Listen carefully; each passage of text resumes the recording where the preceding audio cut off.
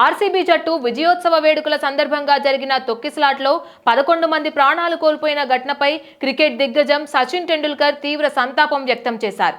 ప్రతి బాధిత కుటుంబానికి తన ప్రగాఢ సానుభూతి తెలియజేస్తున్నానని సచిన్ తన సందేశంలో పేర్కొన్నారు.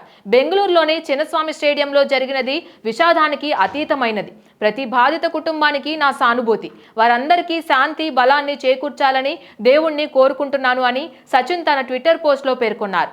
నివేదికల ప్రకారం బెంగళూరులో ఓపెన్ బస్ పరాడ్ ద్వారా విజయోత్సవ ర్యాలీ నిర్వహించాలని తొలుత ప్రణాళిక వేశారు. దీనికోసం దాదాపు 2 లక్షల మంది అభిమానులు స్టేడియం వెలుపల గుమిగూడారు. దీంతో అక్కడ ఉన్న పోలీసు సిబ్బంది పరిస్థితిని అదుపు చేయలేకపోయారని, ఫలితంగా తీవ్ర గందరగోళం నెలకొని తొక్కిసలాటకు దారితీసిందని సమాచారం. మృతుల్లో ఒక చిన్న బాలుడు కూడా ఉన్నట్లు తెలిసింది.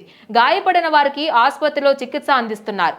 ఆర్సీబీ ఫ్రాంచైజీ కూడా ఈ ఘటనపై తీవ్ర దిగ్భ్రాంతి వ్యక్తం చేస్తూ ఒక ప్రకటన విడుదల చేసింది. దురదృష్టకర సంఘటనల పట్ల మేము తీవ్ర ఆవేదన చెందుతున్నాము. ప్రతి ఒక్కరి భద్రత, శ్రేయస్సు మాకు అత్యంత ముఖ్యం.